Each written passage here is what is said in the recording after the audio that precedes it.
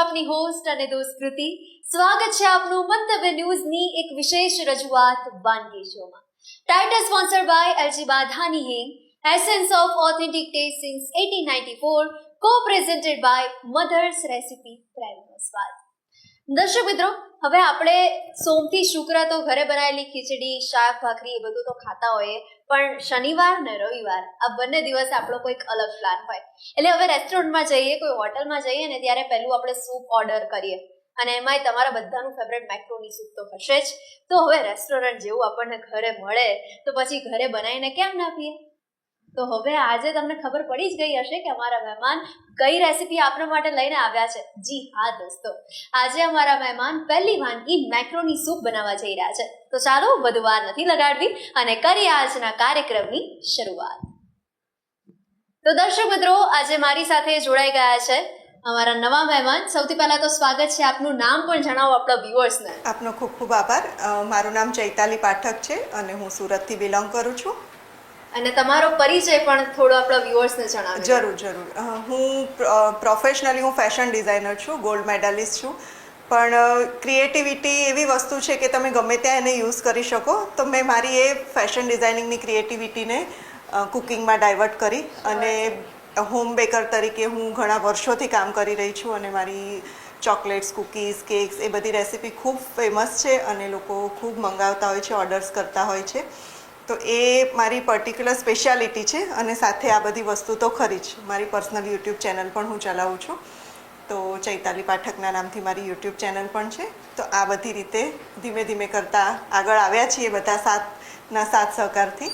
બિલકુલ. તો હજી પણ તમે પ્રગતિના સોપાનો સર કરો એવી અમારી ખૂબ ખૂબ શુભેચ્છાઓ. ખૂબ આભાર આપનો. તો હવે આપણે આજે જણાવીએ પ્રમાણે મેક્રોની સૂપ તમે બનાવવા જઈ રહ્યા છો આપણા વ્યુઅર્સ માટે. તો સૌથી પહેલા તો એના વિશે જણાવો અને આપણા ઇન્ગ્રેડિયન્ટ્સ પણ પછી આપણે જોઈએ. જરૂર. મેક્રોની વસ્તુ એવી છે કે નાના મોટા બધાને જ ભાવતી હોય. હવે અત્યારની જનરેશન એવી છે કે બાળકોને ફ્રૂટ્સ, વેજીટેબલ્સ એવું ખાવું ગમતું નથી હોતું. પણ હવે એને થોડું ક્રિએટિવ કરીને આપીએ તો બાળકો એ ડેફિનેટલી ખાવાના જ છે. તો આજે હું એવી જ એક વાનગી લઈને આવી છું મેક્રોની સૂપની. આપની પાસે ઇન્ગ્રેડિયન્ટ્સમાં મેક્રોની છે બોઇલ કરેલી, ફણસી છે, મકાઈ છે, કેપ્સિકમ, ગાજર, કોબીજ, ડુંગળી અને બેબીકોર્ન. આપણા મેઇન ઇન્ગ્રેડિયન્ટ્સ છે. અને એની ઉપર આપણે સિઝલિંગ કરીશું. પીઝા સિઝલિંગ છે કે એ કોઈ પણ વસ્તુ આપ લઈ શકો છો. થોડા ધાણા છે, કોર્નસ્ટાર્ચ અને ઓઇલ. ખૂબ લેસ ઓઇલથી બનતી આ રેસીપી છે અને ખૂબ જ હેલ્ધી છે. યસ, તો કરીએ શરૂઆત આપણે. જરૂર.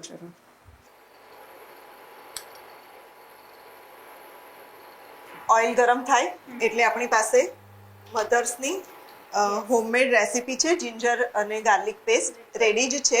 તો આપણે એનો યુઝ કરીશું આજે. અને આપણે જે યુઝ કરી રહ્યા છે મધર્સ રેસીપીની આ જે પેસ્ટ છે, હવે એમાં તમે એક ચમચી પણ નાખીને જોશો તો એનો આપણને સ્વાદ પછી આપણને ખબર પડશે કે એની એક ચમચીમાં 4 ચાંદ લાગી જાય. જી. મેં વાપરેલી છે અને ખૂબ સરસ આવતી હોય છે. એકદમ ફ્રેશ હોય છે અને એનો ટેસ્ટ પણ ખૂબ સરસ આવતો હોય છે. તો આપણે જિંજર ગાર્લિક પેસ્ટ લઈ લઈશું.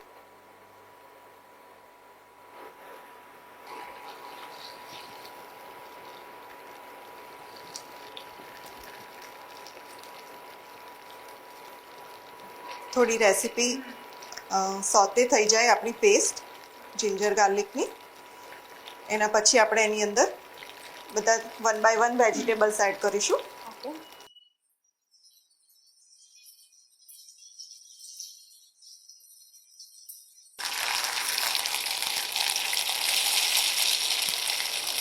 ડુંગળી છે, બેબીકોર્ન છે, આ કેબેજ છે,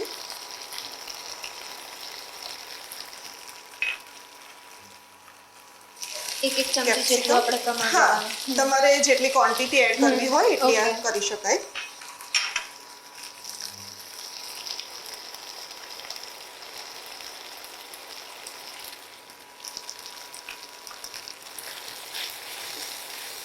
તો હવે ચૈતાલીબેન, એવું ઘણી વાર થયું હશે કે તમે હોટલમાં ગયા હો અને કંઈક નવી વસ્તુ લાગે, નવી વાનગી લાગે તો તમે ઘરે આવીને અચૂકપણે ટ્રાય કરી હશે. જરૂર. એમાં કેવું હોય કે બાળકો આપણા હોય તો એ લોકો ડિમાન્ડ કરતા જ હોય છે કે આ વસ્તુ બનાવી આપ. પછી દર વખતે હોટલમાં જવું અને હોટલનું જમવું એ શક્ય નથી હોતું. તો આ રીતે કંઈ ને કંઈ ઘરે ટ્રાય કરતા રહીએ છીએ. અને ઘણીવાર એવું પણ થાય કે હોટલ કરતાં પણ સારી રેસીપી બની જતી હોય છે ઘરે. અને તમે કહ્યું એ પ્રમાણે ક્રિએટિવિટીનો તડકો તો લાગતો જ હશે દર લાગતો વખતે. હોય જરૂર. થોડા ફાસ્ટ ગેસ પર જ આને સોતે કરીશું, કારણ કે એનો થોડો ક્રંચ આવશે તો સૂપનો ટેસ્ટ વધારે સારો આવશે.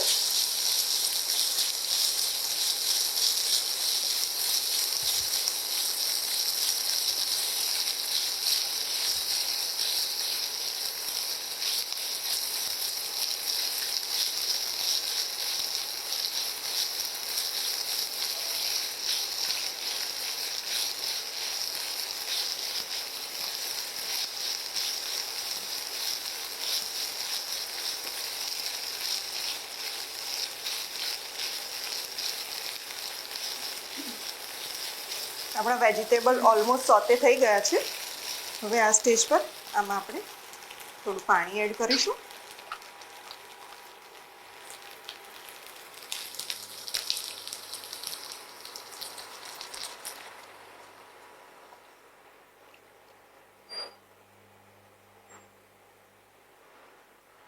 આપણી પાસે કોર્નફ્લાવરની સ્લરી છે, એને સ્લરી બનાવીશું કોર્નફ્લાવરને, જેથી કરીને આપણો સૂપ થોડું થીક થઈ જાય.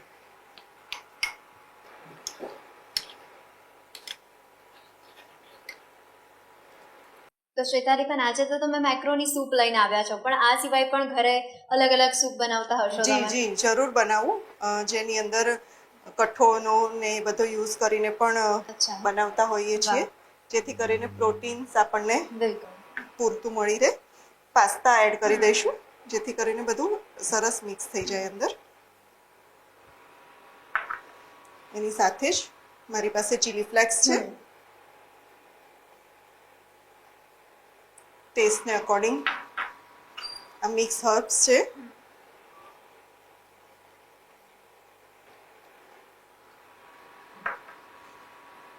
કોરિએન્ડર. આજકાલ બાળકોને ચશ્મા બહુ જલ્દી આવી જતા હોય છે મોબાઈલ અને ટીવીના કારણે, તો આમ ધાણા તો કોઈ ખાવાનું નથી, પણ આ રીતે ખવડાવીશું તો ખાશે, કે જેનાથી આંખોને પણ બેનિફિટ થઈ જાય. હવે બધા ઇન્ગ્રેડિયન્ટ્સ નખાઈ ગયા, પણ જેના વગર સ્વાદ અધૂરો છે એ બાકી રહી ગયો છે, તો મીઠું એડ કરી દઈશું.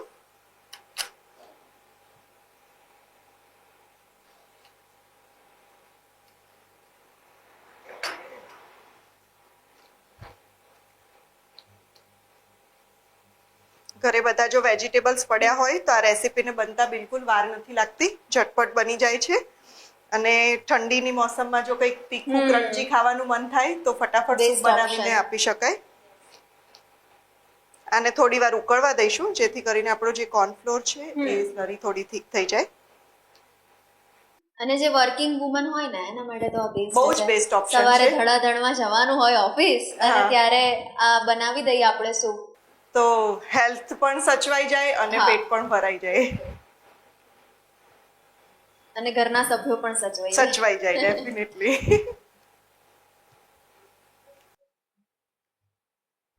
આપણો સૂપ સરસથી ઉકળી ગયો છે અને આપણો આ સૂપ સર્વ કરવા માટે તૈયાર છે. તો આપણે પ્રેઝન્ટેશન કરી લઈએ. તો આપણો આ સૂપ બનીને તૈયાર છે.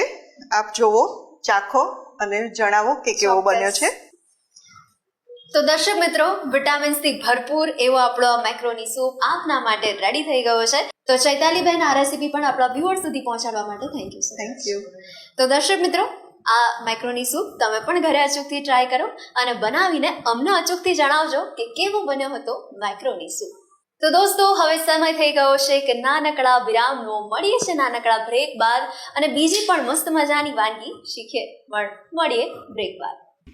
મેક્રોની સૂપ બનાવવાની સામગ્રી: ગાજર, બીટ, કેપ્સિકમ, ફણસી, ડુંગળી, આદુ મરચાંની પેસ્ટ, મેક્રોની, મીઠું, ઓરેગાનો, ચીલી ફ્લેક્સ, કોર્નફ્લોર.